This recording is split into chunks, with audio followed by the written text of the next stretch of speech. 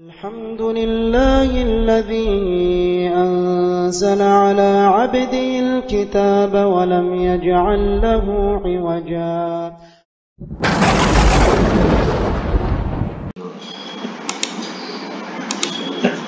Assalamualaikum warahmatullahi wabarakatuh. Video pembelajaran pendidikan agama Islam tentang materi mawaris kelas 12 di semua jurusan SMK Citra Bangsa. Baiklah anak-anak, Ibu akan menjelaskan tentang pengertian mawaris dan ilmu mawaris. Dari segi bahasa, jamak dari kata miras yang artinya adalah maurus. Maurus adalah peninggalan orang yang meninggal yang diwariskan oleh para ahli waris.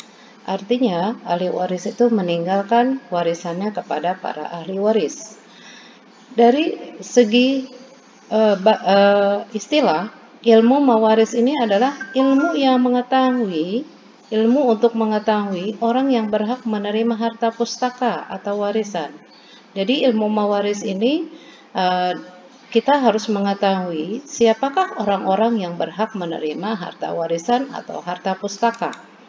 Dalam hal ini, ilmu tentang mawaris disebut juga dengan ilmu faraid. Nah, ilmu faraid ini ada di dalam Al-Quran. Selanjutnya adalah sebelum harta warisan itu diberikan kepada para ahli waris, ada ketentuan-ketentuannya. Yang pertama adalah harta warisan atau boleh dikatakan dengan harta pustaka. Kalau tidak ada harta pustaka, apa yang mau dibagikan? Tentunya harus ada harta pustaka. Kemudian, pembagian harta warisan ini harus ditentukan waktunya dan disaksikan oleh seluruh keluarga. Jadi dikumpulkan semua ahli waris, ya. Jadi nanti akan diketahui siapa-siapa saja yang berhak mendapatkan warisan sesuai dengan ketentuan ilmu faraid. Sikap serakah dan monopoli oleh sebagian ahli waris ini harus dihindari. Nah inilah ya, makanya semua ahli waris itu dikumpulkan supaya tidak timbul sikap serakah atau monopoli dari sebagian harta warisan yang harus dibagikan kepada yang berhak menerimanya. Selamatkan harta-harta warisan anak yatim. Kalau ayah kita meninggal atau bapak kita meninggal, tentunya anak-anak ini adalah menjadi anak yatim. Harta warisannya harus diselamatkan. Kemudian pembagian harta waris antara laki-laki dengan anak perempuan itu berbeda. Anak laki-laki ketentuannya adalah 2 kali lipat dari bagian anak perempuan. Tujuan ilmu mawaris. Ilmu mawaris ini sangat penting sekali kita harus ketahui. Untuk apa? Untuk melaksanakan pembagian harta warisan kepada yang berhak menerimanya. Kemudian, untuk mengetahui secara jelas siapa yang berhak menerima waris. Karena dalam warisan tersebut ada hak-hak yang harus siapa saja yang berhak menerima waris. Untuk menentukan pembagian harta warisan secara adil dan benar. Karena dalam ilmu faraid, harta warisan itu wajib diberikan kepada yang berhak menerimanya. Beberapa sebab memperoleh harta waris. Yang pertama adalah hubungan keluarga atau nisab atau nasab. Ya, hubungan keluarga ini adalah hubungan yang ada hubungan darah dengan keluarga. Kemudian hubungan perkawinan. Hubungan perkawinan disebabkan adanya atau dikatakan dengan sababiyah. Sebab perkawinan antara seorang laki-laki dengan perempuan dalam ikatan pernikahan, maka dia akan mendapatkan harta warisan. Kemudian yang ketiga adalah hubungan pembebasan budak atau wala. Nah, untuk sekarang ini pembebasan budak sudah tidak ada. Kemudian selanjutnya adalah hubungan agama. Kenapa ada hubungan agama? Jika hubungan keluarga tidak ada, hubungan perkawinan tidak ada, hubungan pembebasan budak tidak ada, maka yang dipakai adalah hubungan agama. jika ahli warisnya tidak ada. Kemudian sebab-sebab tidak mendapat warisan. Kenapa kok bisa tidak mendapatkan warisan? Yang pertama adalah hamba sahaya. Yang kedua adalah pembunuh. Orang yang membunuh pewaris maka tidak bisa mewariskan harta warisannya. Yang ketiga adalah murtad, keluar dari agama Islam. Kemudian yang keempat adalah orang kafir. Orang muslim tidak bisa menerima waris dari orang kafir. Begitupun sebaliknya, orang kafir tidak bisa mewarisi orang muslim. Harta warisan sebelum diwaris. Maksudnya adalah harta warisan ini sebelum dibagikan kepada ahli waris, ada beberapa hal yang harus diperhatikan. Yang pertama adalah biaya yang diperlukan untuk penyelenggaraan jenazah. Misalnya memandikan, mengkafani, mensolati, sampai dengan menguburkan, semua biaya-biaya dalam penyelenggaraan jenazah ditanggung oleh pewaris. Kemudian untuk membiayai hutang, jika si mayit atau jenazah ini meninggalkan hutang, maka dibayarkan terlebih dahulu hutang-hutangnya, yang dimana diambil dari harta si mayit. Kemudian wasiat untuk melaksanakan wasiat apabila berwasiat. Maksudnya adalah jika jenazah ini atau si mayit meninggalkan wasiat, maka wasiatnya harus ditunaikan terlebih dahulu. Kemudian zakat, hendaklah dikeluarkan zakatnya. Jadi sebelum nanti harta warisan itu diberikan kepada yang berhak menerima waris, maka zakat harus dikeluarkan terlebih dahulu.